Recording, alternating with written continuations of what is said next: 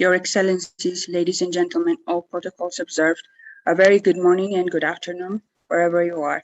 This is Rubiat Mohammed, Policy Dialogues Lead at the Institute for Peace and Security Studies and also Tana Forum Secretariat. Thank you so much for joining us in this Pre-Tana Youth Consultation Forum. It's 10 a.m. and time to start the forum. We'll start with the session with welcoming and opening remarks. And I invite Ms. Letty Tembolongwe, Interim Director of African Peace and Security Program and Head of Tana Forum at IPSS to make the first remarks. Ms. Letty, you have the floor. Thank you.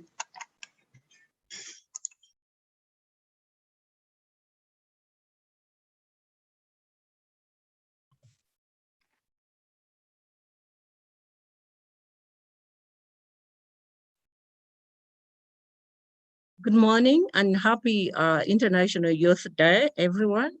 Good afternoon as well. My name is Letty Tembolongwe and I work at IPSS, Institute for Peace and Security Studies. I work under the APSA program as the interim director, and I also head the Tana Forum Secretariat.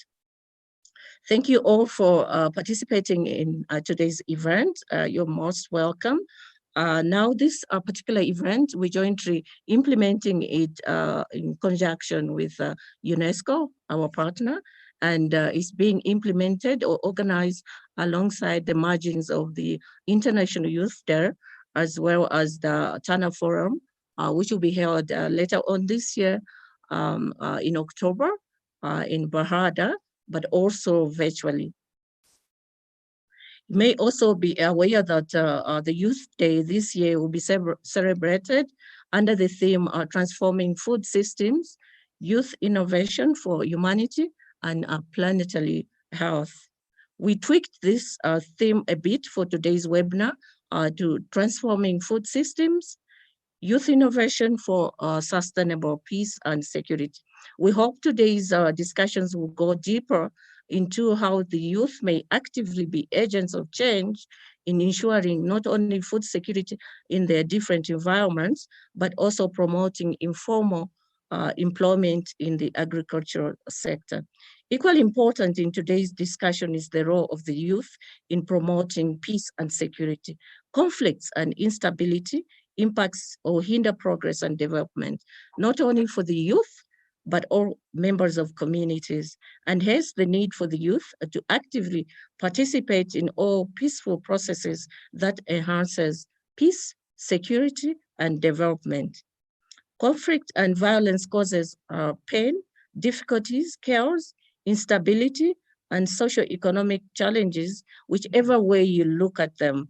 The youth should refrain from participating in those activities.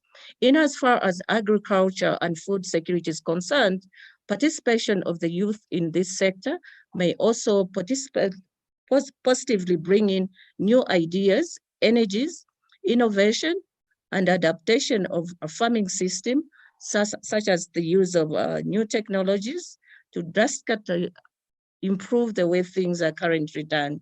This, I believe, will heavily contribute to the food security that our communities so badly needs. Also, issues of climate change and COVID-19 pandemic impact, which have also negatively affected Africa's food security and economies, should also be looked at to see how practical mitigating measures can be put forward. I hope these and others will be some of the issues that will be ventilated in today's webinar to help map out a practical way forward for the youth, for the role of the youth in enhancing food security, peace and security in African communities. With these few words, I'd also like to take this opportunity once again to thank our partner UNESCO for the collaboration on this webinar, and I wish the forum great success. We look forward to the outcomes that will come from the event. Thank you. Thank you, Rubiat.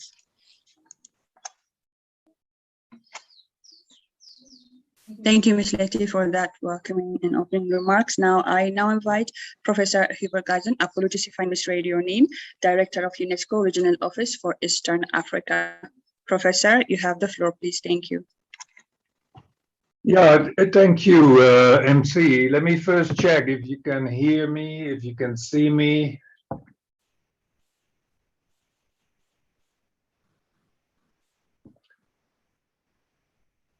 Hello, moderator. Can you hear me and can you see me?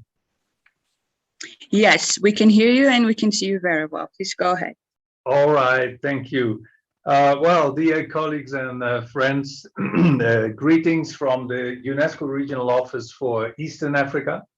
I'm sitting here in Nairobi and I'm happy to see so many connected from different places. A very good morning and a warm welcome to all of you connected to this online celebration of the International Youth Day. And this Youth Day event focuses on the global theme, transforming food systems, youth innovation for human and planetary health. And you may have seen that there were already some pre-events on food systems, and there were some very interesting discussions on that. And you might wonder, well, why the theme food systems? Really, this theme is central to the achievement of the Agenda 2030 and all of the 17 SDGs. Food security has been a global challenge for decades. And in fact, I could say for centuries. And maybe it has been a challenge since the existence of mankind, because before the Neolithic Revolution, when our food security consisted of basically gathering and hunting. And you can only imagine how difficult these days were to ensure food security for the people living at that time. But if I focus on the more recent history, you remember that the agenda before the SDGs, the Agenda 2030, was the MDGs, and food security was addressed as the first goal. It was MDG 1, and the MDG period, just for young people connected, that was a similar agenda for sustainable development between the year 2000 and 2015. So MDG 1, and there were only 8 MDGs, MDG 1 was to reduce hunger by half. And now again, it is an SDG, a sustainable development goal, and it is now addressed in SDG 2 in a more ambitious formulation, which aims at zero hunger, so eradicate hunger in this planet. But let us look at the reality of today. With over 5 years now into the Agenda 2030, the number of people affected by hunger in the world continues to grow instead of decline. So with this, if this continues, zero hunger will not be reached. We live actually in a strange world. Globally, more than enough food is produced to feed everyone on this planet. But as many as 811 million people still go hungry today, every day. And in Africa, out of a population of about 1.3 billion, a quarter of a billion, 256 million, are suffering from severe food insecurity. And food insecurity is definitely a major threat to the realization of all SDGs, as I said. But it also provides fertile grounds for poverty, for instability, for conflict, and it frustrates the international community's promise of leaving no one behind. The theme on food security indeed is immensely complex. It is about local availability, about affordability, and it is about nutritional value of food. But it also is about the way food is produced. Food security is intrinsically linked to water security, to energy security, and eventually it is also linked to peace and security. So we know that today's food systems are grossly unsustainable. and that we need innovation towards new food systems. And as the title of today's event says, we need to transform food systems. So that's a very ambitious statement, transform food systems. And indeed, there are plenty of reasons why global food systems need to transform. The current, I just want to share with you a few arguments on the ecological footprint of today's food systems. So if you look at the global food production systems, that is agriculture, the bioindustry, aquaculture, fisheries, everything together, then today this occupies 25% of all habitable land. It is responsible for 70% of global fresh water consumption. And to illustrate this point, let me illustrate this to show how water inefficient our production systems for food are. The production of 1 kilogram of wheat requires about 1.2 to 1.4 cubic meters of water. 1 kilogram of wheat. Now, we did some calculations also to produce meat.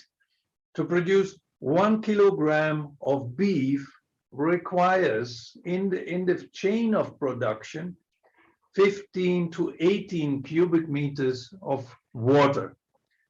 So that is a huge amount of water, and no wonder why 70% of all the fresh water we use as people on this planet goes to the production of our food. And the question is that sustainable?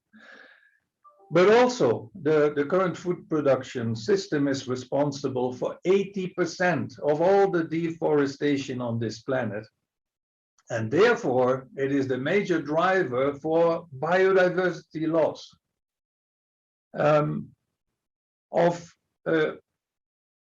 Also, I refer to the IPCC annual report number 5.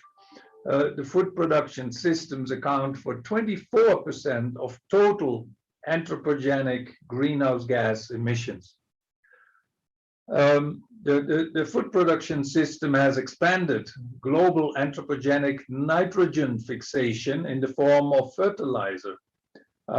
So the amount of nitrogen that we fix from the atmosphere, you know, the atmosphere is full of nitrogen, and we transform that into reactive nitrogen when we produce fertilizer. That happens also in nature, but the fertilizer production has exceeded the level of influx of reactive nitrogen into the biosphere, exceeded the natural influx. And this causes now massive eutrophication. Here in Kenya, we have the Lake Victoria, and you see a lot of water hyacinth developing there, blocking waterways, causing all kinds of nuisances. And that is the result of eutrophication, nitrogen in the water. The food production system causes the depletion of mineable phosphorus, and the estimates are that by the end of this decade, we have no longer economically viable mineable phosphorus available. It reduces marine fish stocks and it damages marine ecosystems. It represents the largest non-point source pollution globally. And think of it, I mean, what kind of pollution is that coming out of, for instance, agriculture? These are nasty chemicals like pesticides. Apologies. Pesticides, which are toxic to our ecosystem health, but also our personal health. And besides the devastating ecological footprint and health impact, there are a range of ethical aspects of agriculture, keeping farmers in a very poor condition, but also ethical questions around the bioindustry, and these need reflection as well. So that is just to list a few of the issues around the current food system. But on top of all of this, the current food system is not even capable of feeding all people today. And so what about the additional billions of people that will join the planet in the coming decades? And this tells us why our highly inefficient food systems need to be transformed. In fact, I would say it is high time that we look at new food systems. Today's food production system, in fact, is still based on the same concept that we adopted 10,000 years ago. That was the Neolithic Revolution, when we decided that instead of hunting and gathering, it is probably more efficient to settle and grow the food around the house. So that was 10,000 years ago, the Neolithic Revolution, and we're still doing the same. We have the same food system, more efficiently, more effectively, but at a scale with close to 8 billion people on this planet, at a scale where it is so damaging to the environment that we can no longer afford to continue with this. So that means we need to think completely out of the box. Let's think about new food that is produced completely differently. And this reflection needs innovation. It needs creativity. And therefore, it needs open minds. What we don't need is a mindset that says, and you hear it so often, this negativism. No, that's not possible. Or if you have another proposal that's thinking out of the box innovation, no, we tried that before, it doesn't work. Or even worse, you get reactions like, you give all these reflections on the negative impacts of the current food system, and you hear, who cares? Who cares? That's the worst reflection. So that's why we need the strong and meaningful engagement of you, the youth. Not only because this is about your future, but also because young people are not hindered by blocked minds. These blocked minds which tend to lock us in a status quo. And now Africa has one big advantage, and that is it is the most useful continent on this planet, with over 60% of its population being used. And this Pre-Tana youth consultation on transforming food systems, youth innovation for sustainable peace and security, is therefore an important step in the right direction. Because it places youth at the center of the discussion, not just as beneficiaries, but as key actors, as partners, and as drivers for change. Indeed, the imperative need to capitalize on the youth voices, perspectives, innovative and creative thinking cannot be overemphasized. They have demonstrated innovation and creativity in crafting solutions in other times, including today in an as difficult time as COVID-19. And therefore, their views on the crucial challenges and opportunities embedded on this topic of food systems is much needed. This could offer solutions using sciences, technology, and innovation combined with traditional and indigenous knowledge. But in the words of the UN Secretary General, Mr. Antonio Guterres, and I quote, young people cannot do it on their own. They need allies to make sure they are engaged, included, and understood. End of quote. And this underpins the collaboration between the Institute for Peace and Security Studies of the Addis Ababa University and UNESCO, to jointly organize this Pre-Tana forum to facilitate a frank and open dialogue among youth and experts engaged in youth and related related issues on the selected theme of the year, food systems. And in doing so, we leverage on the UN system-wide youth strategy, Youth 2030, also the UNESCO operational strategy on youth, which is currently being reviewed and updated, as well as the African Union Agenda 2063. Today's consultation will also feed into the preparation of another major flagship event, in October. From 4 to 8 October, UNESCO and partners organized the Luanda Biennale for a culture of peace.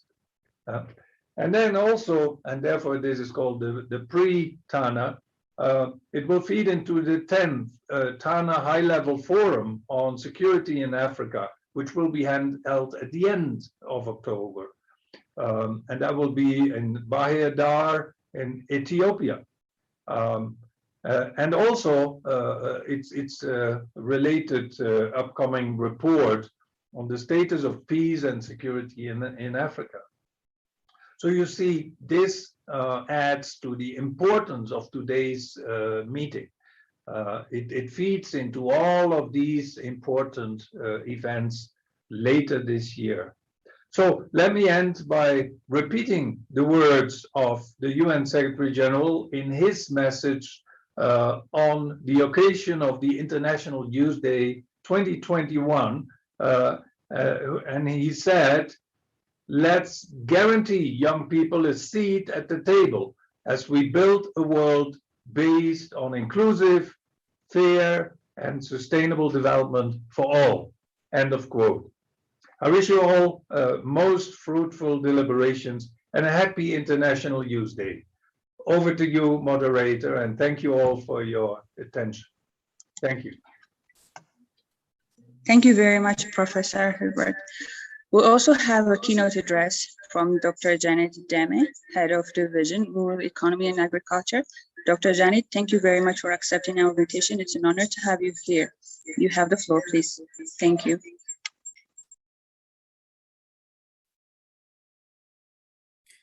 Thank you very much, Program Director, Ms. Rubiat Mohamed Said, Professor Hubert Gijzen, sorry if I've mispronounced your name, Director, UNESCO Regional Office for Eastern Africa, and Ms. Letty Longwe, Interim Director of APSP and Head of the Tana Forum Secretariat. Distinguished participants, good morning, good afternoon from wherever you are joining us for this very important discussion forum. I am extremely delighted to be present in this event as we converge to deliberate on Pre-Tana 2021 Youth Consultation Forum on the theme, Transforming Food Systems, Youth Innovation for Sustainable Peace and Security. As we celebrate the International Youth Day today, allow me also to convey greetings from Her Excellency, Ambassador Joseph Asako, the Commissioner for the Department of Agriculture, Rural Development, Blue Economy, and Sustainable Environment of the African Union Commission, who is very passionate on the promotion of the youth agenda and transformation of food systems on the continent. Dear participants, food systems are central to our daily lives, our well-being, and our societal peace and stability. With the world's population expected to exceed more than 9 billion by 2050, and the difficulties posed by climate change, rapid urbanization, and economic disruption caused by the unprecedented pandemic, the transformation of global, regional, and local food systems has become more crucial today than ever before. Food insecurity has been rising in Africa in recent years, and the latest FAO, ECA, and AU Commission 2020 report on regional overview of food security and nutrition indicates that nearly 256 million people, which is 20% of the continent's population, are suffering from severe food insecurity. Growing conflicts and instability, climate change, and economic slowdowns and downturns are considered to be the key drivers. it is further acknowledged that the continent is not on track to eliminate hunger by 2030, and action is urgently required to address these key underlying determinants of food security. We will only be able to achieve the UN Sustainable Development Goals if the challenges posed by food insecurity are addressed through a fundamental transformation of our food systems. Our continent, Africa, has the youngest population in the world, estimated at 420 million, aged between 15 to 35, which is expected to double by 2050. Today, young people are already playing an important role in the continent's food systems as producers and traders of food, as workers, innovators, and entrepreneurs, as well as policy actors. Now, given the appropriate support and enabling environment, it is possible for them to take advantage of new opportunities, develop innovative solutions, and contribute to building sustainable and resilient food systems across the continent. It should be underlined that the transformation of food systems in the continent will not be meaningful without the participation of young people. The young people have re-emerged as an important policy focus for international and regional frameworks. SDG 8 calls for the promotion of full and productive employment and decent work for all by 2030, which calls for the achievement of full productive employment and decent work for all women and men, including for young people and persons with disabilities. And equally, the youth agenda is core to the African Union's development agenda. The Agenda 2063 aspires to achieve an equal prosperity of the continent based on inclusive and sustainable growth, driven by the potential of its peoples, women, and youth. The Malabo Declaration on Accelerated Agricultural Growth and Transformation for Shared Prosperity and Improved Livelihoods, endorsed at the AU Summit in 2014, identifies specific youth-related targets under its commitments to reduce poverty by 50% by the year 2025. And these are the following: creating job opportunities for at least 30% of our youth in the agricultural value chains, supporting and facilitating preferential entry and participation for women and youth in gainful and attractive agribusiness opportunities. And this becomes even more imperative with the understanding now that the Continental Free Trade Area is operational. So we need to look at how our youth could also take advantage of this huge market that has already been made available. How do our youth also gain access into it? How do they create jobs for themselves? How do they create wealth and also incomes? And to give substance to the commitments made under the Malabo Declaration regarding the development of African youth, the Commission has developed several policies and frameworks that addresses the issues of the youth. Among these, I will just mention a few of those policy frameworks. We have the African Youth Charter, which prescribes responsibilities to member states for the development of the youth.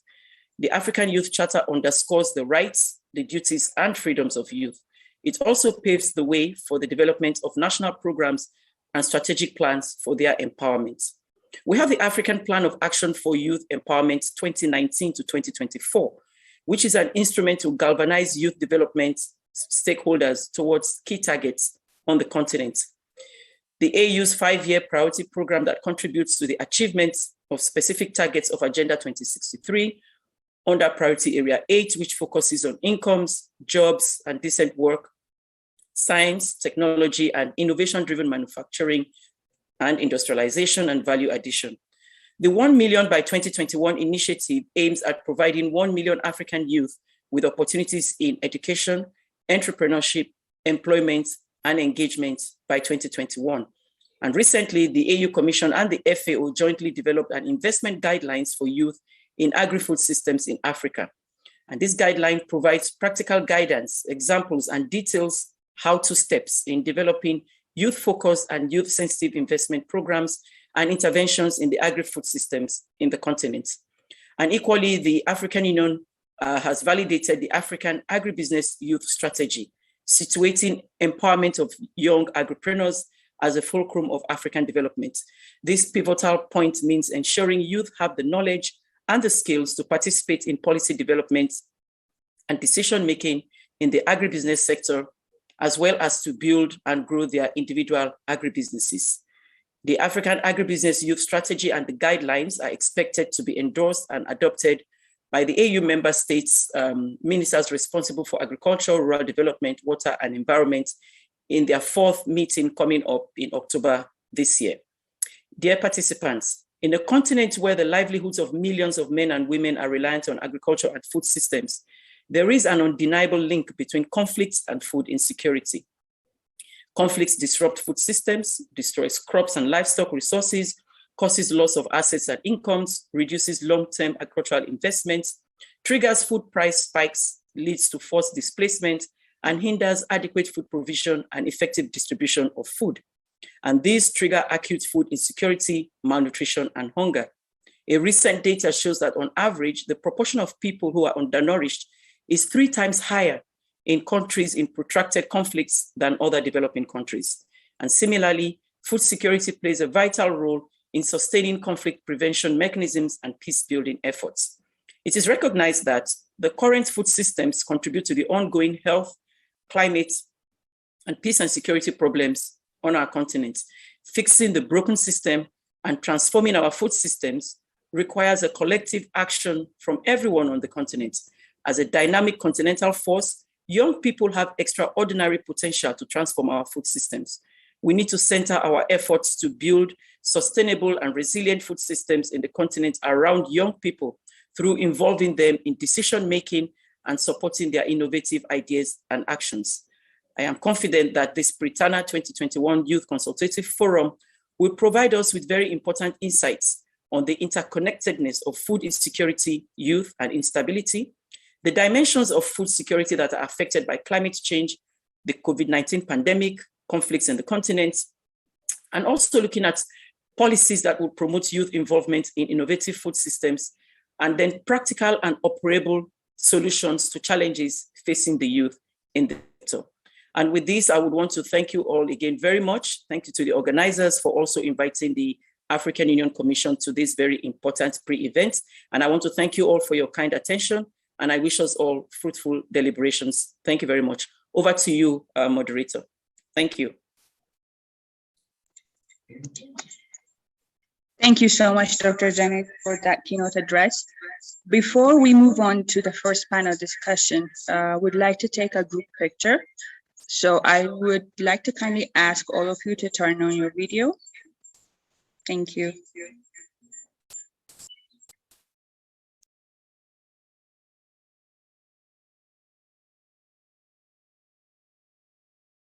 Turn all of us on.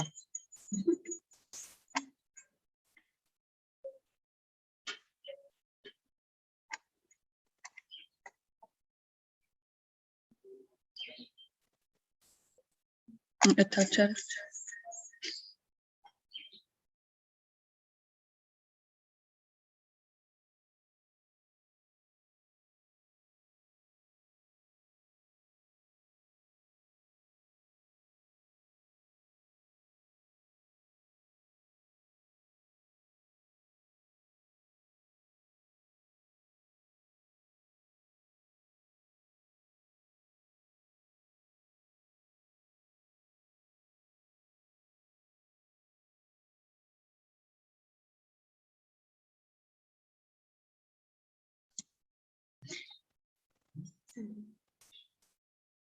Thank you all so much.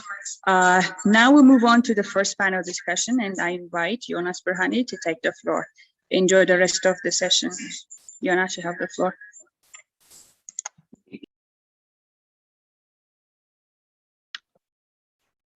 All right, thank you so much, Rubiat. Good morning, everyone. Assuming the audience are in the morning time zone, but if you're joining us from a different time zone, I would like to say good afternoon and good evening as well. My name is Jonas Berhani, and I am a head of communication and profile management unit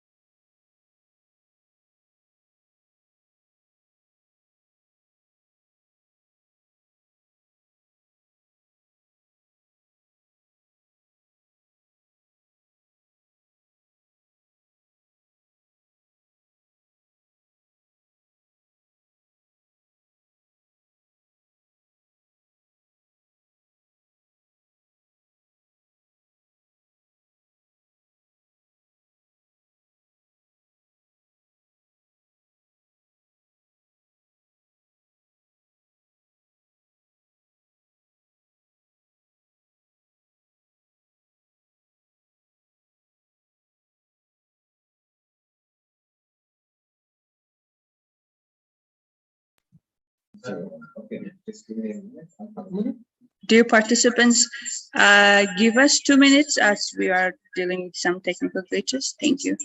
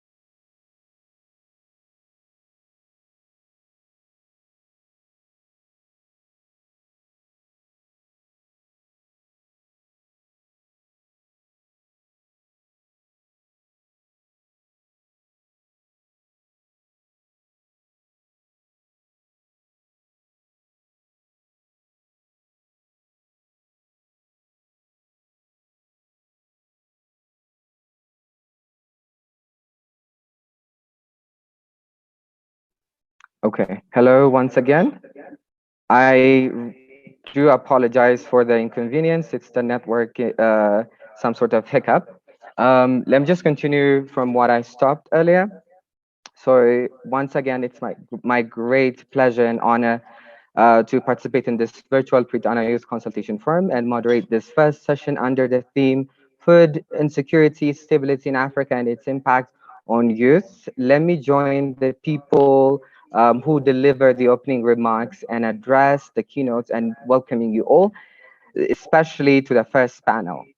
As I was saying, my name is Jonas, working at IPSS, and as a person who is young and living in a developing country, um, the theme, food insecurity, stability in Africa and its impact on youth is very essential and critical for me personally, because the youth is the most affected group by food security issues, insecurity issues, and I believe targeting the youth is a promising way to address the developmental and stability challenge associated with decreasing food security.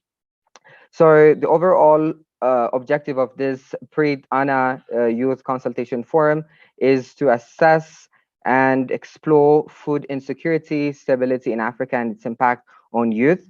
Our first session's discussion point will unpack the concept of food security, determinants of food security, the link between food security and sustainable peace and security. It will explore state of food security in Africa and identify causes of food insecurity in Africa with special focus on political and social instability, conflict, poor governance, pre and post-election crisis, including the impact of COVID-19 pandemic. So the discussion would also stress the developmental and stability challenge associated with decreasing food security and its impact on youth, on the youth and its impact on peace and security. And lastly, our discussion points will assess the collective engagement and responses to tackle food insecurity in Africa. Therefore, based on these overall objectives and discussion points, my speakers will deliver their speech and participate in the Q&A session, receiving questions from our audience. Therefore, without further ado, I will go directly to my speakers. My first speaker is Dr. Chimimba David. David is a Malawian FAO sub-regional coordinator for Eastern Africa and FAO representative to the African Union and UNECA. Prior to this post, he used to be a FAO sub-regional coordinator for Southern Africa and representative to Zimbabwe, Eswatini, and Botswana. Education-wise, David obtained a diploma and a Bachelor of Science in Agriculture with distinction from the University of Malawi. He attended the postgraduate diploma and an MSc in agricultural economics from the University of Wales, United Kingdom. And currently, David holds a PhD in agricultural economics and development economics from the University of Cambridge, again, United Kingdom. Therefore, Dr. Chimimba David, it's indeed an honor to virtually meet you. And before I give you the floor, please, I would like to ask you to turn on your video so that we can see you, and you have 15 minutes for your speech. This goes similarly to my other speakers as well. So now, David, the floor is yours. Please, I would like you to proceed. Thank you.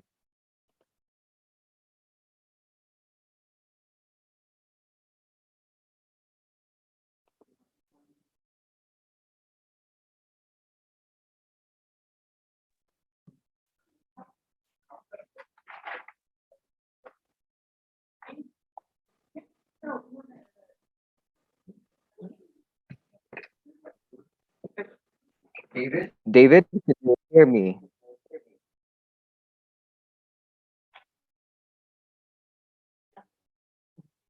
Hello? You're on mute, I suppose.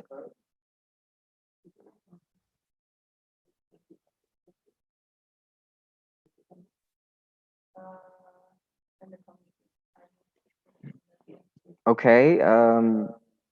I felt like there is some sort of networking problem once again. David, can you hear me by any chance? Yeah, okay. You're on mute, I can see that. So can you unmute it?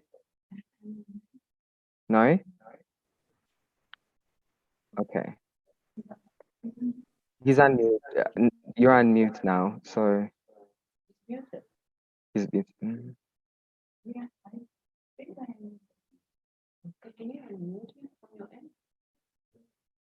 Okay, we're working on it. This issue, please give us 1 minute maximum.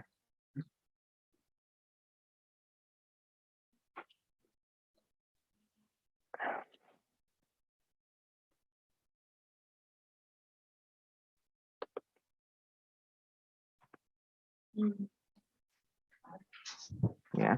Okay. Now you're audible enough. Please Thank you proceed. very much. I hope you can hear me clear now. I could not unmute myself, and hence the slight delay there. But I really do appreciate your invitation to FAO and to my person to be part of the panelists this morning. First, let me use my first minute just to congratulate you, the organizers.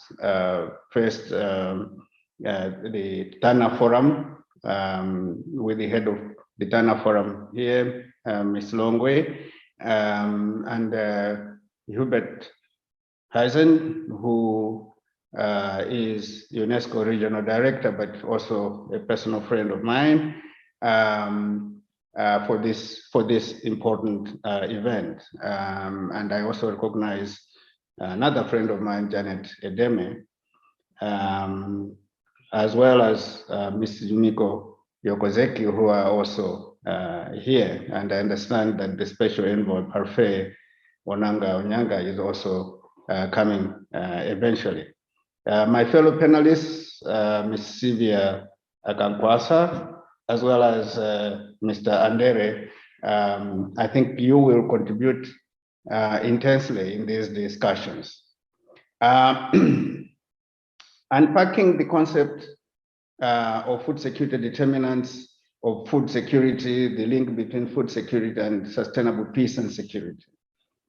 Let me start by saying that according to FAO, food security exists when all people at all times have physical and economic access to sufficient safe and that meets their dietary needs and food preferences for an active and healthy life.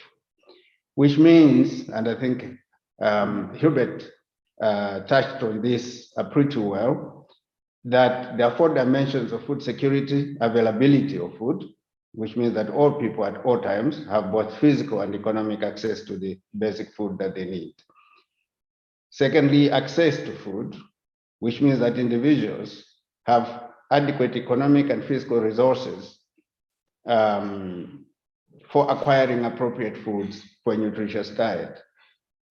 Third, utilization of food, referring to the way in which the body makes the most various nutrients in the food available. And that has also a big concurrence with the way the human being, how healthy the human being is, for the food to be utilized very well. As well as, and then the fourth one is stability, which entails guaranteeing food access, availability, and utilization over time. To be food secure, a population, household, or individual must have access to adequate food at all times. Another important aspect for consideration is food safety, because there is no food security without food safety. Whenever any or all of the above dimensions are lacking, then we expect to have a situation of hunger, food insecurity, and malnutrition in all its forms. So for a person, when we talk of food security, all these factors must be present. Now, Janet, as well as Hubert, I think, said very well about the link between food security, sustainable peace and security, and I would like to just contribute to that. Protracted conflicts have been one of the main causes of a rise in hunger in recent years. Conflicts are also driving a dramatic increase in the number of forceful displaced people. Food insecurity can also trigger conflict, as was seen in 2008 during not only the global recession, but also food price hikes. Conflicts will often destabilize the agricultural sector, disrupt food production and food systems, fuel the plundering of crops and livestock, cause loss of assets and incomes, and result in forced migration. Hence, conflicts are a major driver of food insecurity and malnutrition, both acute and chronic. The proportion of undernourished people is almost 3 times higher in countries facing conflict and protracted crisis than in other developing countries. Approximately 167 million undernourished people live in countries in protracted crisis today. That's roughly 1/5 of all people suffering from hunger. There is therefore need to focus on the humanitarian peace development nexus while designing interventions to tackle food insecurity and malnutrition, particularly in East Africa, where this problem is markedly the worst. FAO is playing its part in this. On state of food insecurity in Africa and identifying causes of food insecurity with a special focus on political and social instability that the moderators asked us to comment on. Even before, let me say that even before the onset of COVID-19, because now COVID-19 pandemic has become a whipping boy for every problem in Africa and in the world. But I think it's very important for everybody to understand that even before the onset of the COVID-19 pandemic, Africa was not on track to eradicate hunger and malnutrition by 2025, which is the AU commitment. And it was also not on track to eradicate hunger and malnutrition by the 2030 agenda, SDG 2. The pandemic made it significantly challenging, of course, to achieve these commitments. Hubert, I think, reflected on some of the numbers with respect to Africa of hungry people, the chronically hungry people in Africa. These, because of a little change in the methodology that FAO, WHO, UNICEF, and WFP and IFAD have used in their latest publications, the number of hungry people on the continent now is 250 million people, which is about 1/5 of the continent's population. Of these, about 16 million people are in Northern Africa, and 237 million are in sub-Saharan Africa. This is with the latest figures that FAO has. Food security and food systems in Africa have been affected, obviously, by the compounded impacts of conflicts and political instability, weather extremes, including recurrent droughts and floods, and economic slowdown and downturns.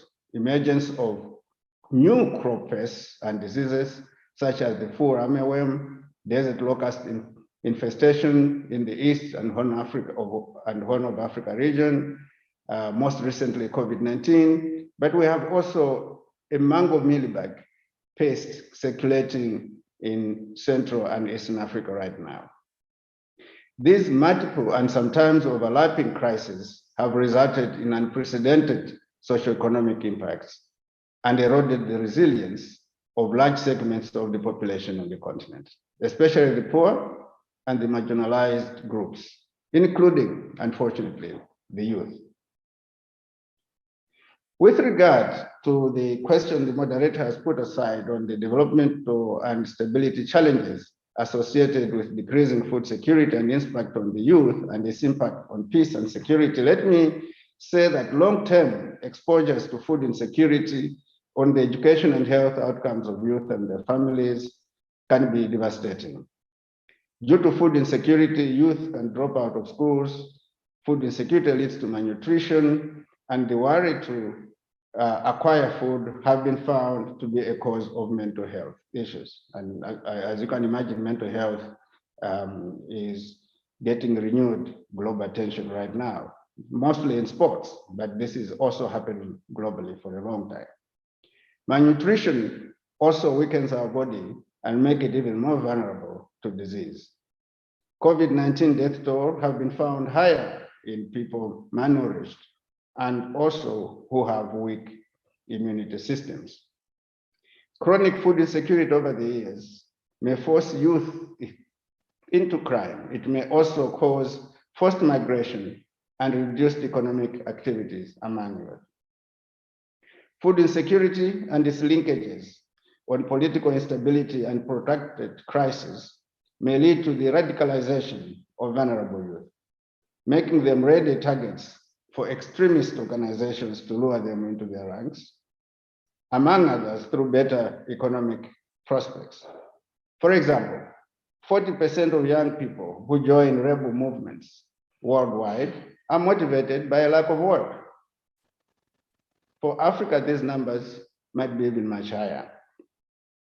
So strengthening youth employment opportunities is therefore at the heart of breaking intergenerational poverty and boosting young people's social inclusion, while addressing adverse drivers of youth migration and preventing some of the negative coping systems that may lead to radicalization.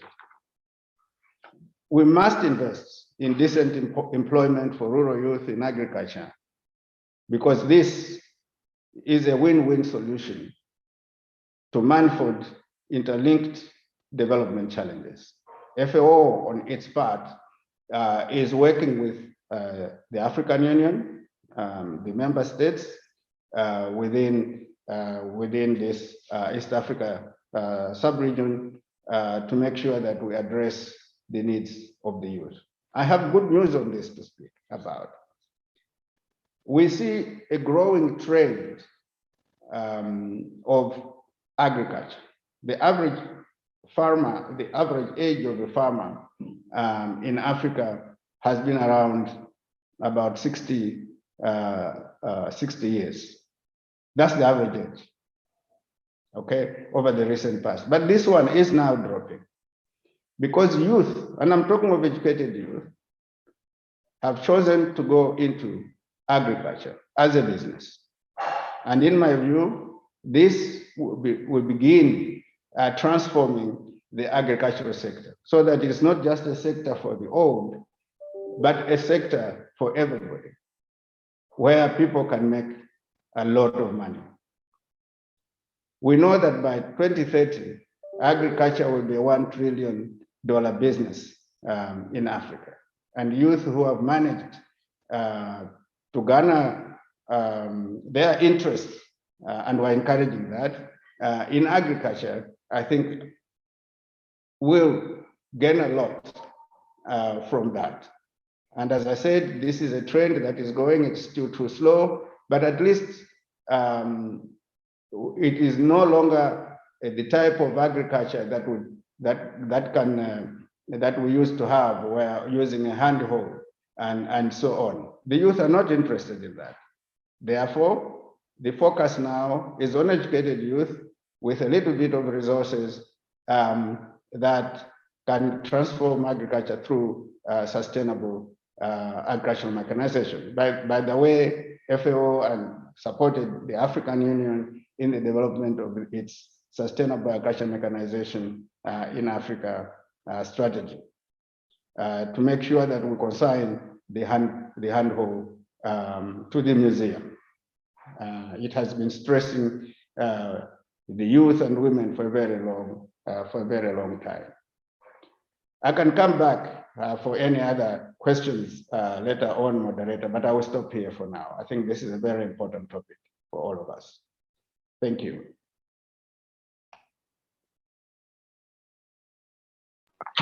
Okay, thank you so much, Dr. David Chimimba.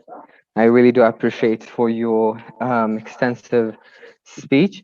You have taken us in terms of, according to the FAO definition of food security, which is food security exists when all people at all times have physical, social, and economic access to sufficient, safe, and nutritious food to meet their dietary needs and food preferences for an active and healthy life.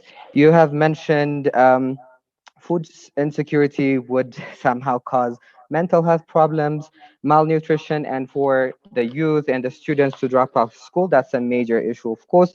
And due to food insecurity, it will force the youth to crime, migrating to different countries like the Westerns, and it will make them an easy target for cults and extreme groups as well. And the benefit of, you mentioned the benefit of transforming an agricultural sector, and the fact that the agricultural sector would be in 2030 1 trillion business. The youth would be beneficial if they take the business seriously on that matter. So once again, thank you so much for your speech. Next, I will go to my second speaker, which who is Sylvia Kankwasa. Hopefully, I haven't butchered your name, Sylvia Kankwasa. A Ugandan, Sylvia is a Ugandan adult and a mother of 2 beautiful girls, I would say. Sylvia is a general trader and entrepreneur selling school stationery products and general merchandise, growing tree and fruit seedlings, beans and watermelon, and etc. She holds her bachelor degree in arts and a postgraduate diploma in human resource management from Makerere University, and her master's in management studies from Uganda Management Institute. Sylvia used to be an assistant program coordinator for a German development service based in Uganda, but then resigned after only 2 years and joined a private sector called His Grace International Ltd as a managing director. Currently, she is constructing a wine and juice factory, and it will be completed by October 2021. Sylvia is still working and representing His Grace International Ltd, employing 8 permanent staff and many other on a temporary basis. Before I give the floor to Sylvia, I would like to say she is planning to complete a wine and juice factory on October 2021. And we're also going to hold the 10th anniversary of the Pre-Tana high-level forum in October 2021 at the same time. Therefore, I wish an immense success for both of us in our endeavors. So, Ms. Sylvia, the floor is yours. Please proceed. Thank you.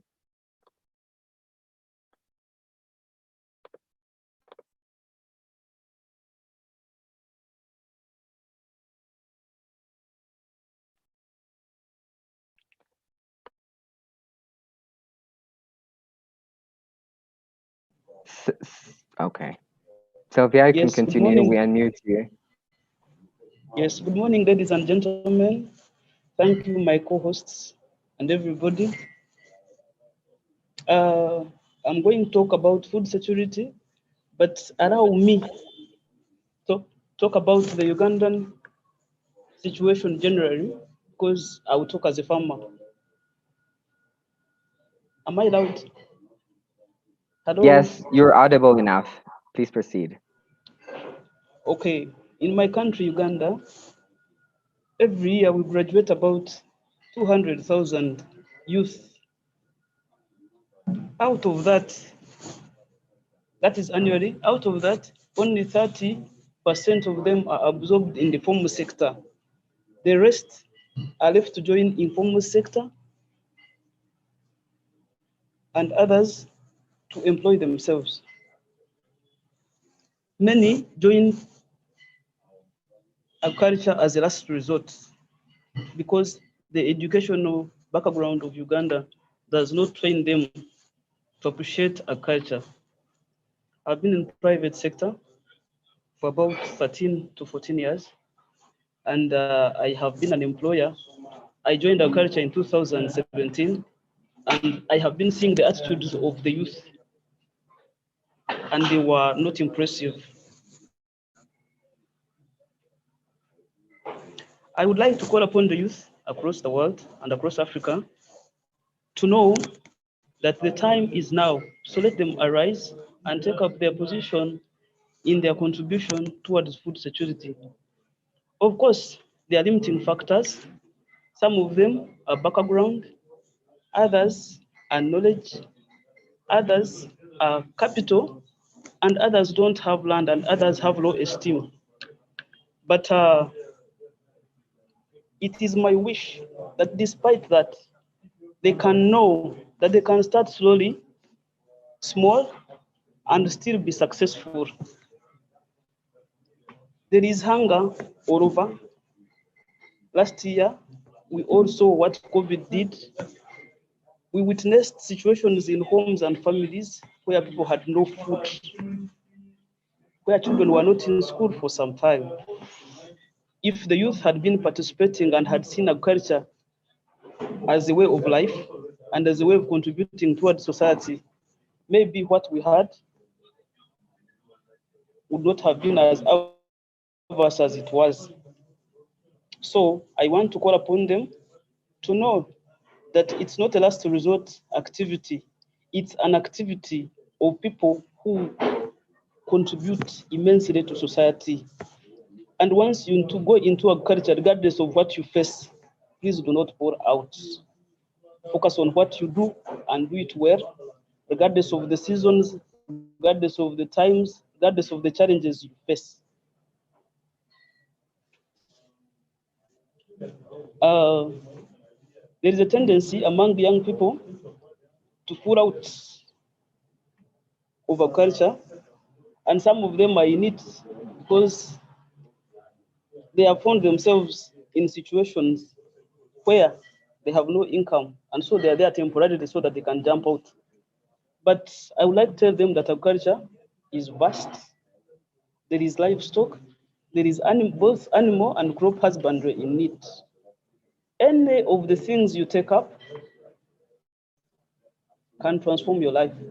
For example, under agriculture, if you grow beans, you can succeed. If you grow bananas, you can succeed. If you grow carrots, you are still a contributor. If you sell seed, you are still a contributor. If you sell seedlings, you are contributing. Because food security is not only limited to one component, even if you add value. So, very many people, especially the young ones, do not know. Last year and early this year in my country, we had elections. Buongiorno signori, la chiamo in merito alla chiusura della città dati che ci hanno dato. Dr. Chimimba, we can hear you, so if you can unmute it. Sí. Okay, Ms. Sylvia, Last year please continue. We had the elections in my country, and many of the people who went to rallies, who were sitting in trading centers, who were idle, who were in crimes, who were imprisoned because of participating in the small riots at election or at the rallies were young people. My government, of course, has policies that contribute toward that, especially the youth policy that encourages youth to participate in many of the activities. But many people, many of them do not do. There are still gaps at all levels, and I would like to encourage them to participate. And once you participate, do not jump off. I don't know if I'm in line with what you wanted me to say, but this is where I'm stopping. Thank you.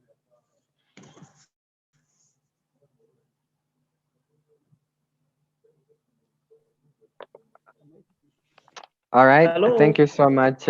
We can hear you. Yes, Sylvia.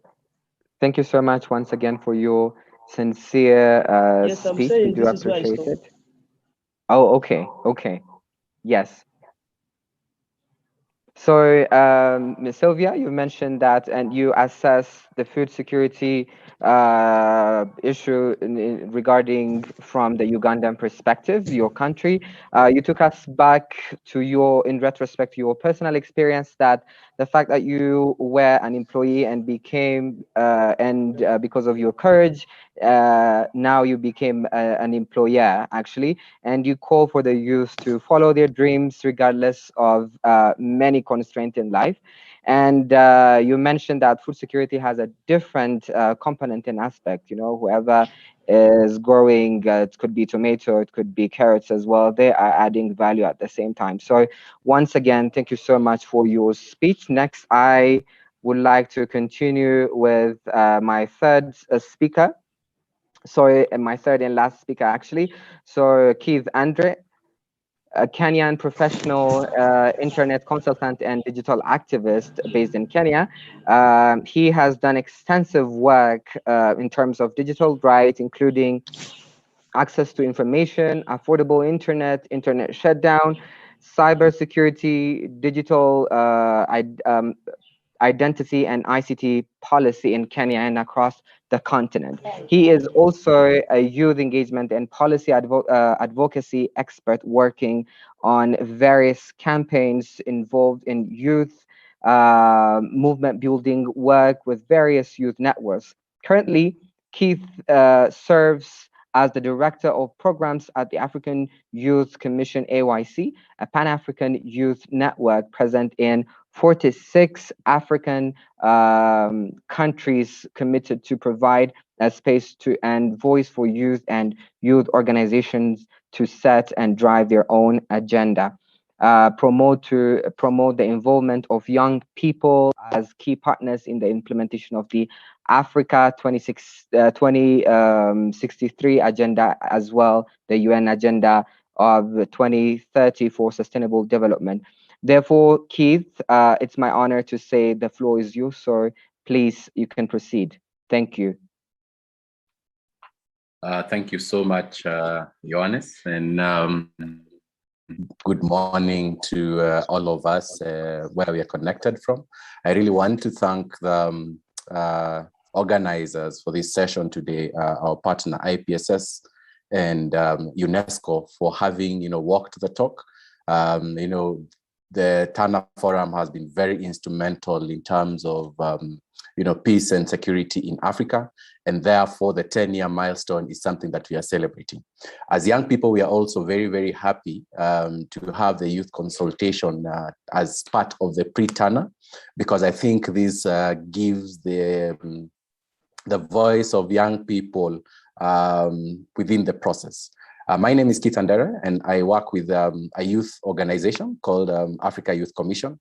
Africa Youth Commission is a youth entity that strives to develop a youth-led platform to engage on policy processes, influencing policy, but also, recognizing young people as key stakeholders and key players in various decision makers. So for us as a AYC, the issue of agriculture, the issue of food security is very key to us, and we have incorporated in our structure agriculture, where we have at the very highest level of executive council, we have designated a department through the Office of the Commissioner of Rural Economy, agriculture and women, because agriculture is a backbone for many young people, and especially many young women across the continent. So I'll very quickly dive into the subject of the discussion today, where we're talking about the food insecurity, which is often rooted again in poverty and long-term impacts on the abilities of families, communities, and countries to develop. I'll borrow what the definition that my fellow panelist, Dr. Chimimba, talked about, food security, living security means, having all that he said. But very key words in the definition came to me, and they're very powerful. The having access to both physical and economic sufficient food and dietary needs, I think, to build also a healthy and productive life was very fundamental, because I think according to a research by also FAO, and I think they did it together with WFP, it recognized that 700 and worldwide, and that some 2 billion are suffering from hidden malnutrition, food insecurity, as it remains one of the persistent problems of our time. So looking at the African context, I think given the growing youthful population within the sub-Sahara and the state of economic livelihood in the region within the agriculture sector, and particularly on farm productions, I think it offers very great potential for alleviating unemployment and underemployment in sub-Saharan Africa.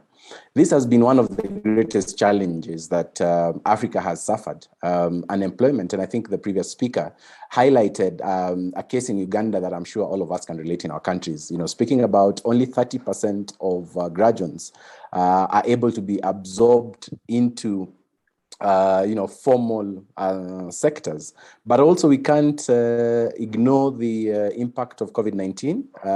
The numbers have now significantly gone down. And I think that will be the trend going forward, because we've seen that many people have lost their jobs, many people have lost their businesses. Issues of cash flow has become a challenge, post the COVID-19 pandemic days. So in the near term, I think self-employment in the informal sector will actually present the greatest opportunity for generating youth employment, particularly in low-income countries. And if we look at the sub-Saharan Africa, we actually have most countries listed as low-income countries, or rather, least development countries. So this is the only opportunity that we have to absorb, the 70% or more from various countries who are not able to be absorbed in the formal sectors, and transform this to be solution for employment, to be solution, and especially meaningful and gainful employment. I think one of the challenges that we've seen over the years within the informal sector is that whereas many of young people are connected in the informal sector, we are also seeing the sector not having the ability to generate wealth. That many people and many actors within the informal sectors are able to generate wealth out of what they are doing in the informal sector. And I think this is the time now for us to put in place strategies and policies that can enhance supporting the informal sector. So I think talking about young people, young men and women are actually engaged in agri-food systems in various ways, either through formal or informal wage work, unpaid family labor. Agriculture has, for the longest time, been, family business, or sort of a family activity. And therefore, we see a lot of unpaid family labor. It could be for the purposes of self-employment, or even cooperative membership. I think over the years, we've seen a lot of cooperative coming together, to sort of cushion the farmers, either from the economy of scale, or also from organizing the activities of farmers to capacity develop themselves, or also to just have leverage in terms of access to market. And we are seeing, this across all levels of value chain, also be it in terms of value addition, transporting and access to market, and all the other value chain within the agriculture sector. Interestingly, I think young people, tend to favor modern agricultural practices with the use of technology. We can't, not talk about technology, especially the penetration of interneting across the continent. The fiber optic has made it really possible, for us to take advantage of technology in our farming systems and our agricultural practices. We are also seeing emerging technologies such as artificial intelligence and machine learning that are continuously, being used to improve how we are interacting with our agricultural practices. And I think there's also, within the context of technology in agriculture, there's opportunity for quick money, which relatively has higher returns, than staple foods. So people are looking to venture into short-term products and produces, high value in terms of cost, because I think we talked about sustainability, the ability to, make a living every day. And therefore, youth decisions to engage in agriculture work are also closely shaped by the environment in which they live. Again, young people are not homogeneous, so we can't speak of youth and expect that we have addressed all the aspects of young people. I think, and even my previous speaker talked about this, but we have various, categories of young people. We have young people in urban areas, we have young people in peri-urban, young people in rural areas, we have educated youth, we have semi-educated youth, we have illiterate youth. Also, we have educated but digitally illiterate young people, which I think also brings in various dynamics within the context of young people. And therefore, the economic and political context as well, social norms and customs, and the nature of agricultural food systems, institutions, laws and regulations, also where they're coming from, and parental and peer influence. I think there's a lot of influence from parents and peers as far as how we engage in agriculture, media, previous experiences, and also gender relations. So overall, I think various research and data has consistently shown that the top three constraints of youth engagement in agriculture are: one, access to land, which remains a very big challenge across the continent, especially for young women, because of either the social norm or the cultural practice on women owning land. The issue of access to finance, and we can't underscore this, the issue of access to finance, be it credit, be it finance to get farm implements, be it finance also to acquire the farm itself, or finance to sort of mechanize the land. And also the third thing is skills. While there's some debate whether these structural barriers affect only the youth, because I think somebody else would argue that some older populations are marginalized in the same way, because we see it at various stages from seat of power. So many people argue that youth and gender specific issues appear in each of these areas. So in terms of solutions, skill development initiatives have to be shown to have positive impacts on young people and earning outcomes. Skills transfer in the agricultural sector has effectively occurred in work-based learning venues such as farmer field schools, on-site employer-based training, internship and apprenticeship, volunteer opportunities, and co-curricular youth organizations. So in finance, effective interventions have promoted the bankability of youth enterprises, financial literacy and savings among young people, and also capacity of loan officers. But also we cannot not talk about finance to technology in agriculture. I think what we've seen over the years is there has been a lot of agri-tech businesses and startups that are coming in, but the challenge is most of these agri-tech startups that are looking into innovations of agriculture are not owned by Africans themselves. And I think this is the time that we need to look internally and as a continent, as countries, invest in local startups, especially tech startups, because we need to form the African solution by addressing the African challenges in the African way, in an African context, the way we best know it.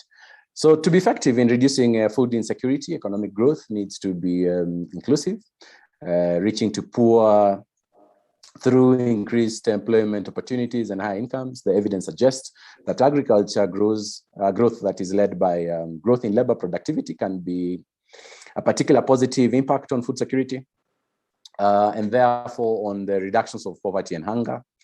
So for poverty, I think reduction and growth to be sustainable, agricultural growth is not enough. It needs to go hand in hand with other structural transformations of these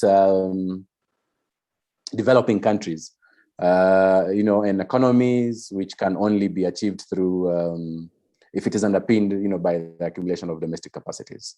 So as I conclude, there's a need for comparative analysis for youth inclusive interventions against traditional agricultural practices, so as to better understand the benefits of a youth inclusive approach. And finally, I think policymakers must avoid a one-size-fits-all solution by distinguishing the long-term approaches, be it employment through on-farm productivity, and short-term approaches, which could be youth employment and entrepreneurship, but as well as looking at the demand side versus the supply side solutions, which are tailored to specific context of the country and these agri-food systems, the local context and its stakeholders, and the target of young people in the segment. And I think finally, as I close, Mr. Moderator, the issue of food security, as my colleagues have said, have a direct intersection with peace and security.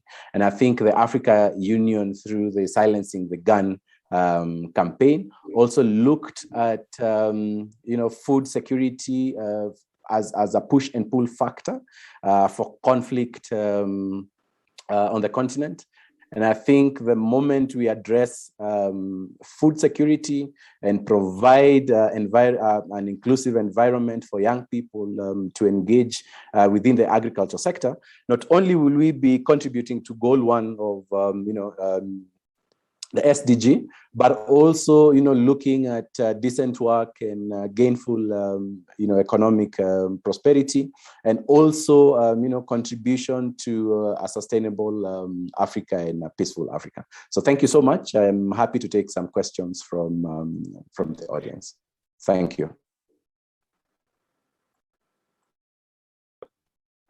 All right, Keith, thank you so very much for your detailed and extensive speech. You went through it thoroughly. You took us in different spectrums, I would say. So from your intake, you mentioned that what the AYC, the African Youth Commission, is doing in terms of implementing different methods to tackle the food insecurity issues. You mentioned what agriculture means for the youth, and I quote you that agriculture is a backbone for many youth in the continent. You also mentioned COVID-19, the pandemic, the recent pandemic, the impact of COVID-19 on the food security in Africa. You stressed that the fact that many youth are in the informal sector, and the fact that informal sector is not generating income as well, and they need to the policy makers to deal with this informal sector and come into the solidarity. You have also mentioned technologies, the technologies role in the agriculture, that fact that technologies are being penetrated in the agriculture sector, like the AI or artificial intelligence or machine learning continually being used in the agriculture, and the fact that youth are more favoring these modern methods. And you put also some good recommendations, I would say. So this is what I observed from you. And once again, thank you so much for your intakes. Now we do have time, so we're going to straight to the Q&A session. So I do have one or two guiding questions, but for our audience, they can directly ask their question to one of our panelists. They could just write their questions in the chat box right there, and I will read it to the our speakers or panelists as well. So our audience, you're most welcome to write your questions as well. But in the meantime, I have one question. So so it would be for Dr. Chimimba, if you may. I would like to ask that how can national police policies best be linked to international laws to identify gaps that exist between food security and peace and stability?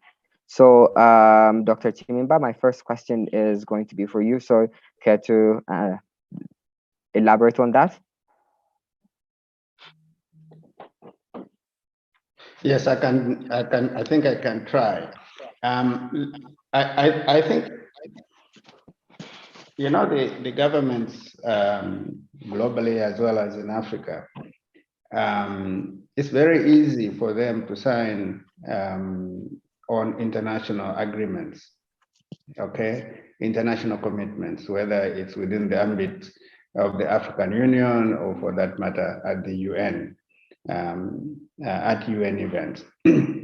Now, translation of those commitments, in other words, domestication of those commitments at national level, have been sorely lacking.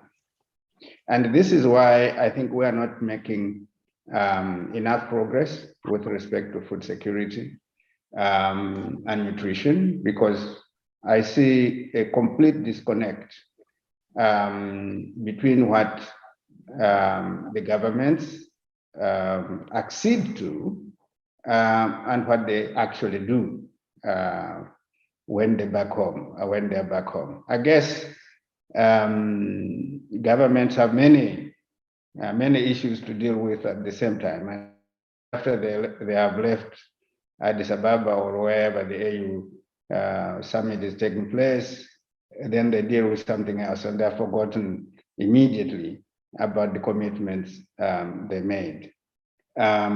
This is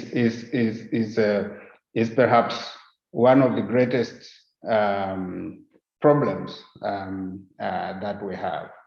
So even international laws are there, but often they're not domesticated.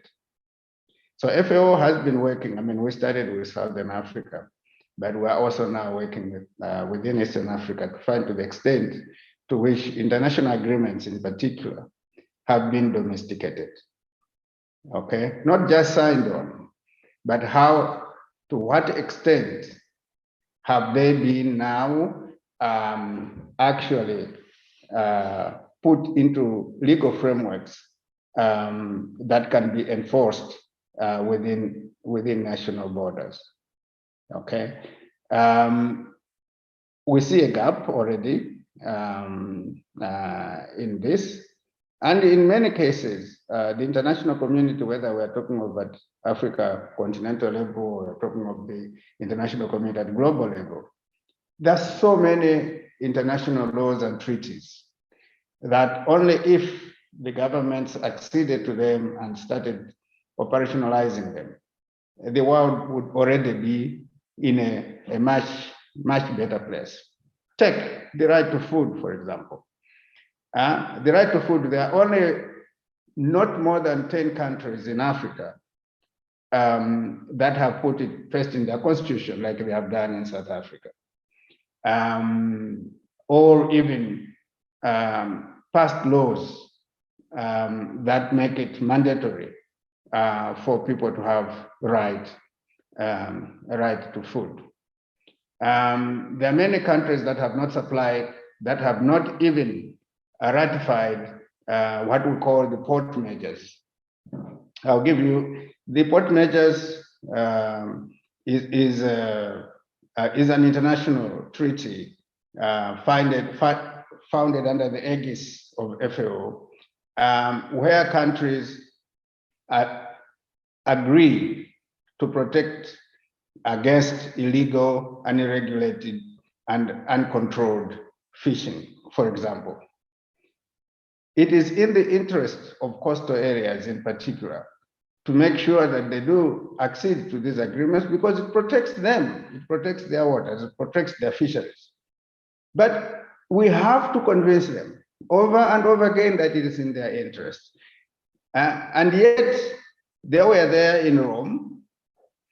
So it begs the question, what kind of commitment do countries really have to do something with food insecurity and other issues, and as well as the political issues. Horn of Africa is a very interesting study, perhaps, if you'd like to see. This is one of the most unstable parts of the continent, has been and continues to be. Just when one conflict seems to subside, another one starts, and so on. Despite all the talk about the need to work together across political divide, across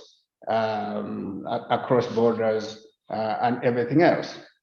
So it is a problem. Having said that, I think we have some success stories of working with countries across borders. For example, in making sure that pastoralists have free access to pastures in border areas. Ethiopia, for example, with Uganda and Kenya in the Karamoja cluster, and so on, which FAO helped put together the agreement. But these are rare and far between. But we need a little bit more congruence between what the countries sign and what they actually do on the ground. And we'll keep pushing this. Thank you. Back to you, Jonas. Yes, you actually got it right. It's Jonas. Once again, thank you so much for your feedback and answer. You actually answered it very well because earlier you mentioned that I will try. And once again, thank you. I do have a following up question as well, and that will go for Miss Sylvia. So, Miss Sylvia, my second question would be, what are the structural and legal gaps that has made for security difficult to be achieved in Africa? So if you may answer that, that would be great. So Ms. Sylvia, should I repeat it for you or?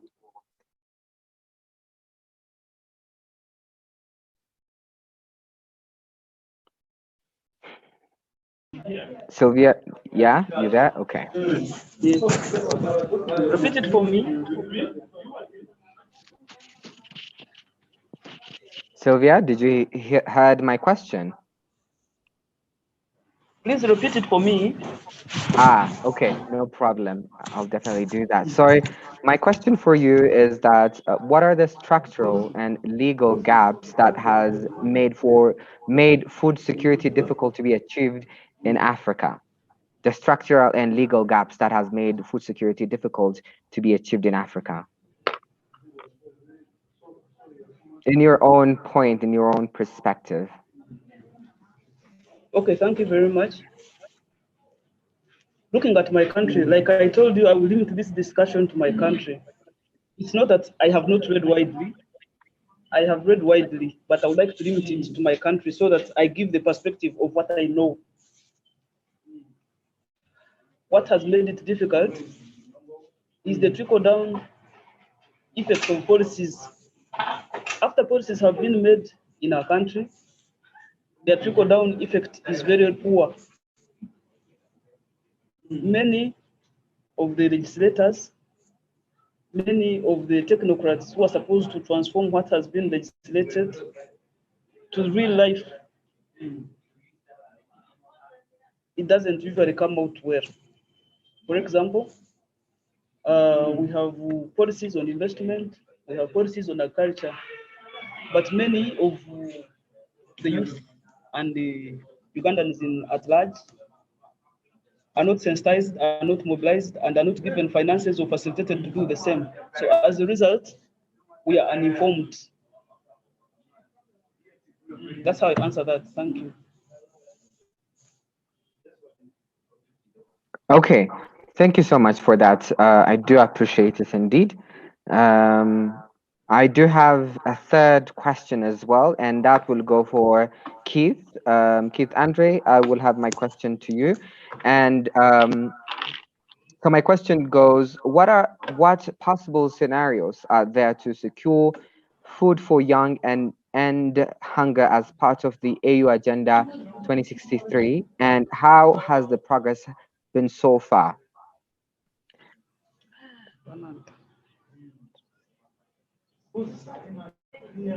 Keith, you there?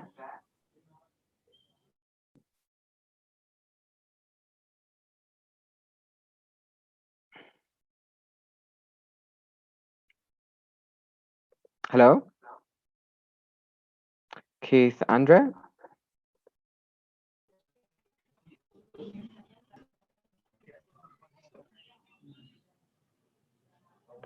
Okay. I feel like Keith is dropped out. Okay, until he's back, I will hold my question and I will read the questions that I got from the chat box. So our panelists, you can check the chat box. Lots of people are thanking you for your speech and they are praising you. So you could just read it for you. And to our audience, our panelists have made an intense and immense speech. So this is your chance for you to ask whatever questions you have. So please write them down into the chat box and I'll read them to the panelists and they'll get back with your answer.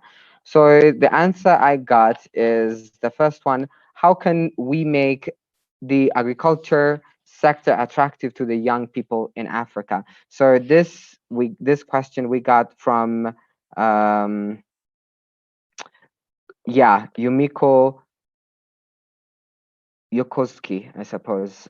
I'm sorry if I butchered your name. So this question I'll give it to David. So David, if you could, I will give this podium for you to answer this question. Should I repeat it? No, it's okay. Thank you very much. I read it in the chat. It's a very good question because the important part of what I said earlier on is the fact that there is a growing hesitant, if hesitant, growth towards younger graduate young people deciding to go into agriculture because they see agriculture as a business. In fact, I think it's very important for all of us to understand that as long as Africa and its people views agriculture as a way of life, we will not make much progress in Africa. Agriculture should be considered a business. It's there to make money. Then there's enough incentive for people to grow the business and so on. So I think there are several issues that can happen to improve how making agriculture, the youth making it very good. First thing is that focus on what the youth like doing already. Okay, focus on areas in which youth are interested in. They're not interested in using a handhold digging land. Okay, so provide opportunities for them, including small loans if necessary, to get them into a little bit higher scale sort of agriculture. Second, I think capacity development. I think we can really support them, make good use of their efforts if they are interested. If they're not interested, it's a big waste. I will give you one concrete example of what FAO has done, which is the development of youth-targeted capacity development program. We actually have an ongoing agripreneurship online course that is being developed currently within Eastern Africa. But we have also done training on various value chains. We, for example, trained 16 youth from Eastern Africa at the Songhai Center, and they were there for almost 6 months. They came back. We gave them a little bit of cash to polish up their business plans, and then a little bit of cash to grow their business. And we have many other ongoing country level, regional and global initiatives on capacity development.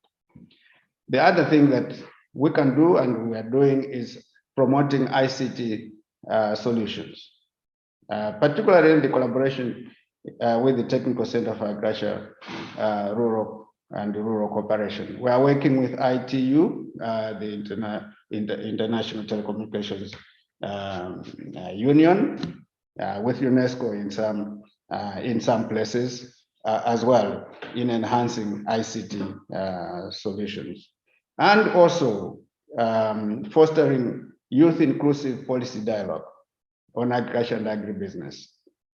Okay, a good example of this is a agribusiness forum that we held for the whole continent for all youth in Rwanda just a couple of years ago. Importantly, I think we also need to advocate for youth inclusive responses and investments. Again, here we have a good example. We have a joint project with the African Union right now. It is called Opportunities for Youth in Agriculture, OYA, and providing also direct support for countries to develop youth in agribusiness strategies. Now, most policy development takes place without the youth, and encouraging, and it's good that we have youth in this forum, because sometimes old men like myself are busy supporting governments in developing agricultural policies, and so on, but the youth are not included. And I think that is so passe. For the future, I think we need really to include the youth, just like we do it now, more systematically, including women in development of policies. We should do the same for the youth. We should do the same for differently abled people, and so on. By the way, FAO is also supporting the African Union in the development of the African agribusiness youth strategy. We are also working with UNIDO in providing best practices to countries. We have also developed innovative public-private partnership model for youth employment in agriculture, which has been piloted in Malawi, in Tanzania, and in Malawi and Tanzania. So these are just examples. Can we do more? Yes. I believe that we are FAO, we are working from within our mandate. And I think it's important that all UN agencies are also working from their perspective mandates to see what they can contribute for youth to be more, because it doesn't matter from which entry point. The important part is that all youth are supported at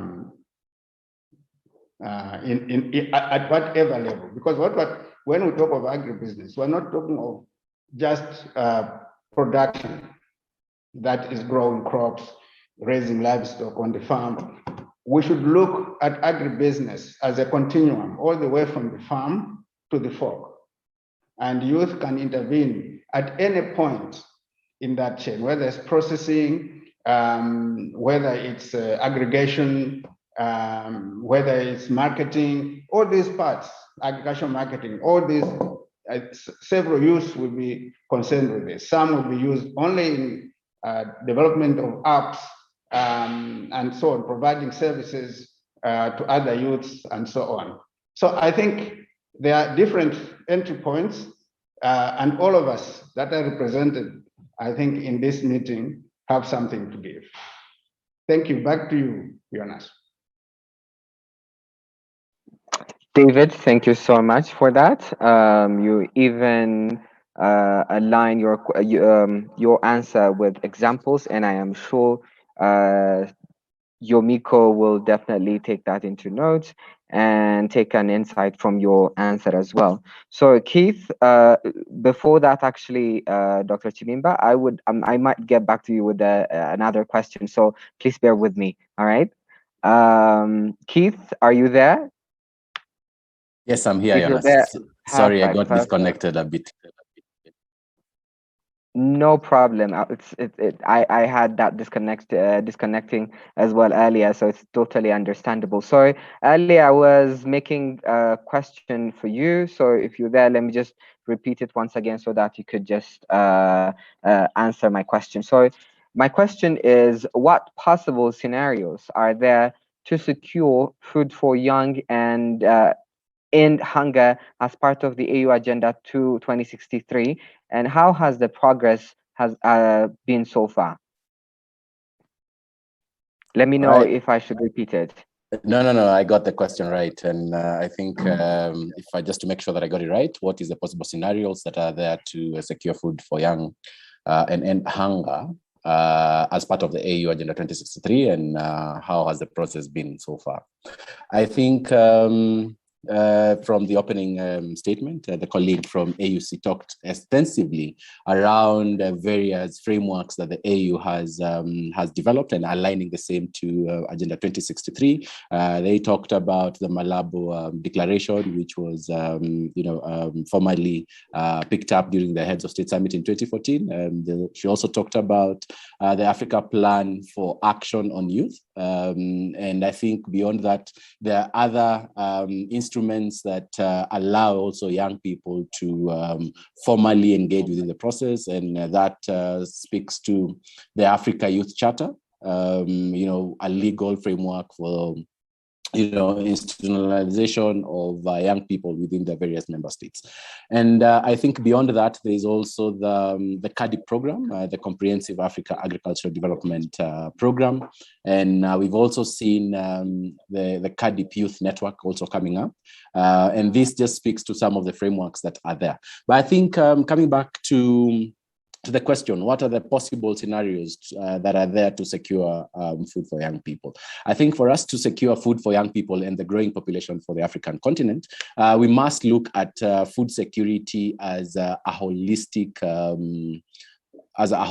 systematic ecosystem, in the sense that for us to secure food, we first of all, I'll start to the end, coming to the start.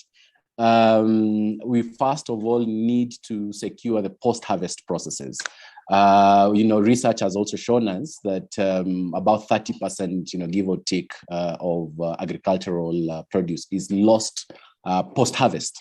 And that is a significant chunk of produce if you're losing that post-harvest.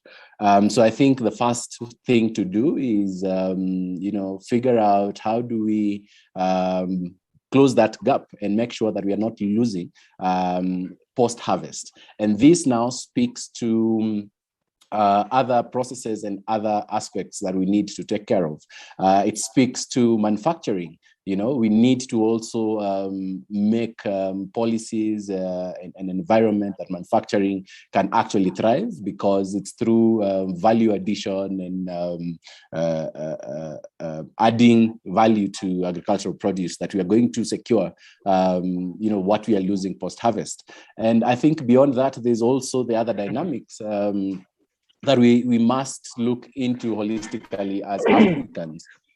For us to achieve Agenda 2063, we must bring the Agenda 2063 here closer to us so that we can relate to it. I think also as young people, we are looking at Agenda 2063 and thinking it's so far. I'll probably be also old and past my 60 mark. So also, where is Agenda 2063 in relation to the life that we live today? And I think the opportunity in that lies in the Agenda 2030.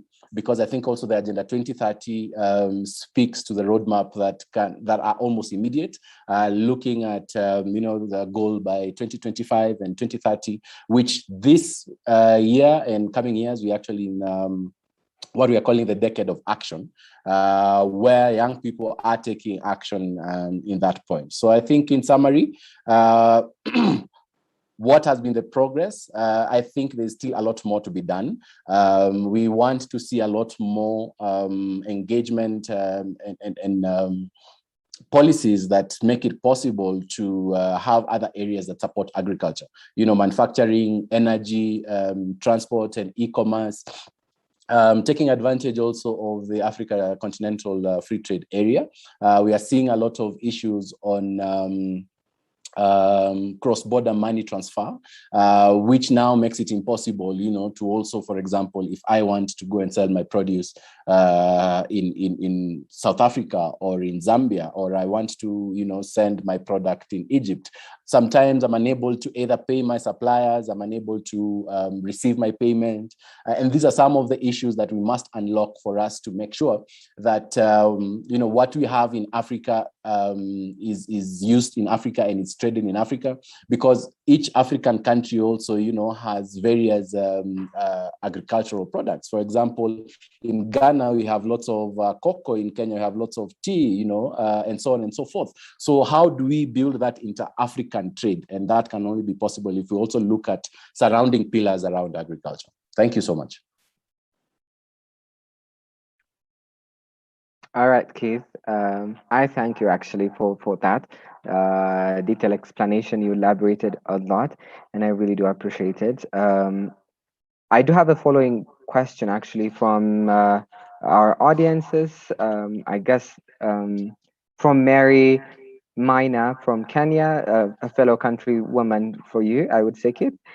So she asked, technology and innovation is a great enabler in food system. Could these deepen the technological divide? So it's specifically for you, Keith. So if you could answer that, that would be lovely. So back to you. Sorry, Jonas, would you be kind enough to just repeat the question again for me? Most certainly, yes. So Mary asked, technology and innovation is a great enabler in food system. Could this deepen the technological divide? Yes, I think also, as Mary has said, that technological advancement has also, again, created a gap within the tech sector. And we also must be very careful when we are looking at the technological advances within the agricultural sector. There's tech for good and there's also tech for bad. For example, within the agricultural sector, we have seen a lot of technological innovations, such as gene drives, where, for example, in Uganda and I think Burkina Faso, we're trying to mutate the mosquitoes to make sure that one species of mosquitoes, which I think were male, will die off, and therefore that will bring down, the issues of mosquito and malaria, tackling malaria in Africa. But what are the effects? Le fait que nous pouvons nous attaquer au problème du paludisme. Right now we are seeing also different countries adopting, technological advances to support agriculture. I think in countries such as appuyer les technologies pour promouvoir l'agriculture. Au Nigeria, je pense, si je ne me trompe pas, il y avait un programme d'engrais national où les agriculteurs devraient faire la demande What does that speak to à travers leur portable pour ce qui concerne les produits agricoles. not only illiterate, but also the digital illiterate, community. So I think it creates also a gap, and this is where we are calling for further collaborations, especially for colleagues who are connected here. We would like to invite FAO and the rest of partner organizations to partner with actually youth-led organizations and network, so that young people sit at the driver's seat, in terms of creating solutions, in terms of also, being champions of, or rather trainer of trainers of such capacity development initiatives that my fellow colleague has talked about. Thank you. Okay, great. Thank you, Keith. Merci. Merci, Keith. Je suis sûr que vous l'avez. Mary. Sylvia, my next question would be for you. Are you there? Let me know if you're there first.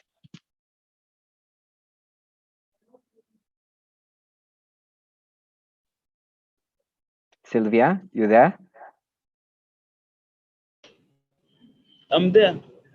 Perfect. So you have a question.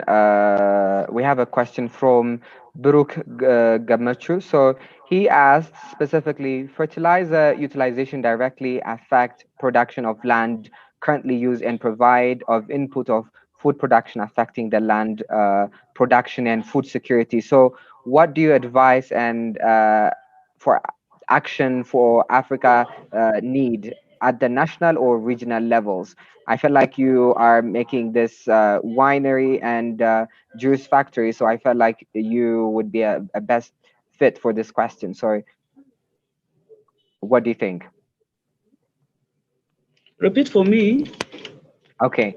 Fertilizer utilization is directly affecting production of land currently used and provide of input of food production affecting the land production and food security. So what do you advise and Action Africa have need at the national or regional level as well?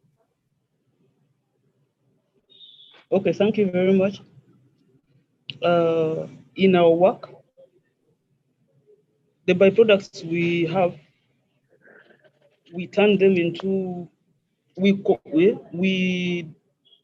don't dump them. We put them in one place where they decompose. So we, in our view, we think people should adopt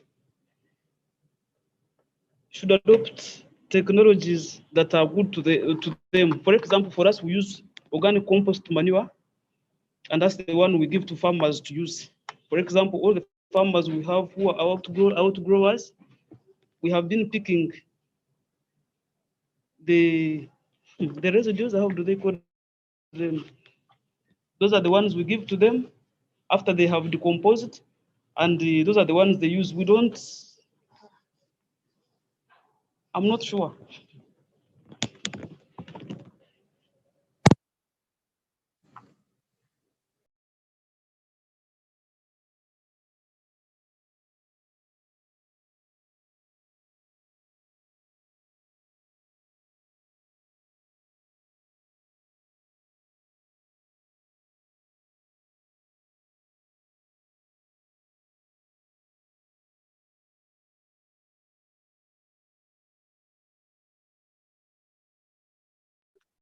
All right, thank you so much. I forgot to unmute my mic. Apologies, I'll repeat it once again. So Sylvia, I thank you for answering that question. Of course, you stressed it from your own perspective and from your own working environment. And I felt like you answered that question as well. So I will pass through my other question that we received from our audiences. Technically, we're actually receiving lots of questions from our audience. So our panelists, considering we don't have much time, you could just go and check into the chat box and answer those questions that are being addressed to you specifically and directly. So that would be more engaging with you and the audience as well. So my next question is going to be for David, for you. So it's from Anne Rose from Kenya. She asked, how can we strengthen the voices of the youth? Jonas. Yes, are you there? I'm on a call right now. Can you give me 2 minutes before I respond? Somebody else. Yes, yes. Thank you. Absolutely, absolutely, yes.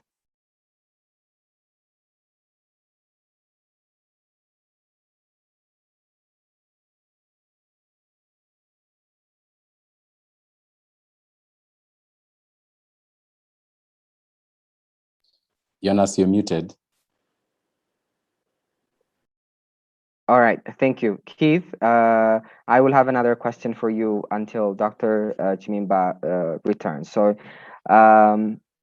it's from Balaina Nagash. He asked how to solve the youth problem about startup capital in the agriculture sector and use indigenous knowledge for better productivity. I think if I understood the question correctly, Jonas, it speaks about youth startups and using indigenous knowledge for productivity.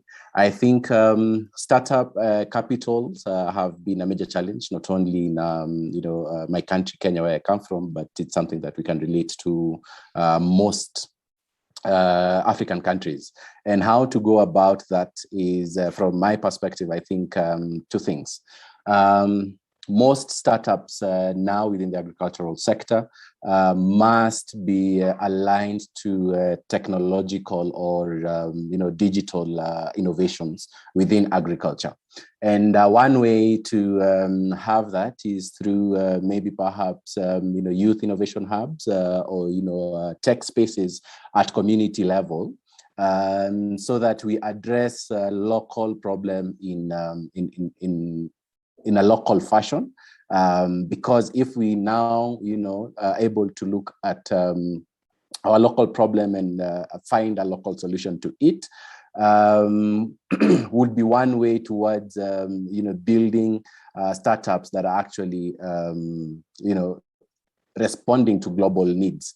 But the issue of financing then, needs to be spoken holistically.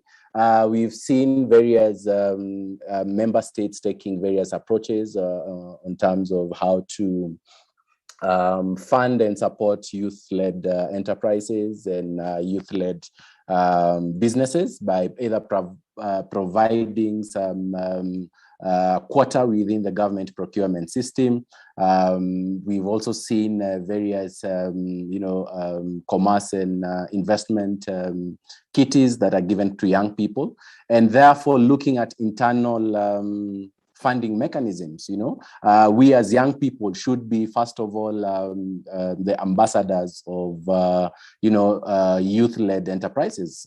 So what I'd ask you and all of us is, when you have that little money, invest in an African startup, invest in your friends' businesses, invest, in those startup businesses, because I think we need to look at and review our model of financing to internal financing. So we as young people should be the first champions, to invest in young people's business. In terms of indigenous knowledge, I think I'll tie that to the internet in Africa. I think when we go to the internet today, we will not find so much content in African languages. There's a lot of technical aspects either within agriculture, medicine, and various spheres, but not most of them are in African languages. So I think that makes us more consumers than producers of technological and data around internet, that we must change, and perhaps also taking advantage of emerging technologies such as artificial intelligence. where we are able to, through machine learning, we're able to collect this indigenous knowledge, preserve it, and make it possible to our local languages that we can understand. So, for example, if my friends have some indigenous knowledge in Yoruba, through artificial intelligence, I'm able to understand that knowledge in my own native language in Luya, so that we are able to preserve this knowledge using emerging technologies. Thank you so much.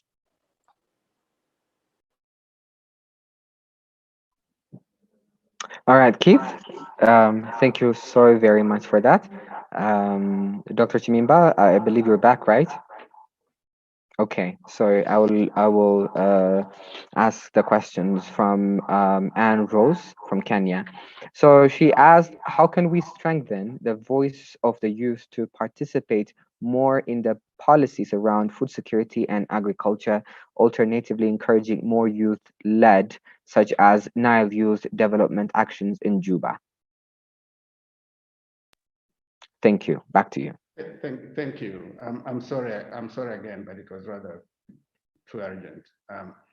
I think I answered partly that question area, because the youth are rarely involved in the process of actual policy making, or for that matter, their views are not taken in consideration adequately in any policy environment. We have the same problem, by the way, when we're discussing with the African Union and others, because sometimes we tend to focus on one thing and not relate them to other things. But we have exactly the same situation whereby we're talking of reduction or elimination of child labor in agriculture, for example. Okay, and even there, the people who actually practice this are not involved in policy making. The same when we talk of the youth in agriculture, it is the same thing. The youth are not often enough involved. They're not there where policies are being made. And I think already it is. I think it is important to get, particularly the heads of government, to. It is partly our role as FAO, but also those of us who have some convening power to get governments fully aware of the importance of this, and then to have activist organizations like those represented here as well to push their way, because sometimes they forget you if you don't push. So creating pressure groups to make sure that we appeal for the youth's interest, and so on, is also one way. I mentioned in passing a continental conference on youth in agriculture that took place in Rwanda a couple of years ago. That was also very important because we also had top leadership from government. So it was not just the meeting for youth, but also for governments to realize what youth can achieve if they are supported throughout. But mind you, I'm not just advocating for youth in agriculture. I'm also advocating for youth for employment wherever they find it. It doesn't have to be agriculture. Not everybody will be in agriculture, but those that have chosen to be in agriculture, I think they should be supported with incentives and to be included in policy consideration. Some aspects of this are happening already, and I think our efforts, particularly efforts of the African Union, that we are supporting on this youth in agribusiness strategy, which will end up on the desks of heads of state and government, is also a move in the right direction. Can we do more? Again, I will say that from our respective gateways, all of us in this meeting can support this effort. Thank you. Thank you so much, Dr. Chimimba, for your elaborative answer. We are receiving lots of questions, but due to a time constraint, we have to cut it short. But for our panelists, if you have time, you could just go through, maneuver through the questions that have been asked, and you can just address them directly through the chat box. So that would be fine. But depending on the time, we need to close the session now. So thank you to our panelists to attend in this Pre-Tana Youth Consultation Forum. Even though you have like a very, very tight schedule, you give us like an exhilarating speech and answer the questions that have been asked as well. I also thank our audience for being here, and I believe you received a good insight from the experts. I believe, personally, I believe we met our objective and discussion points we set at the beginning. So I am done with the time I have with you. It's indeed an honor and a pleasure for me to serve you as a moderator and learn from the panelists as well as from our audience from their questions. So thank you so very much for having me. I will give back the floor to Ms. Rubiat. Ms. Rubiat, please take it over. Thank you.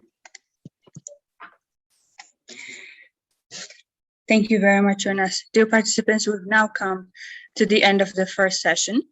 I would like to wholeheartedly thank our panelists for their invaluable insights and inputs. They are all very highly appreciated.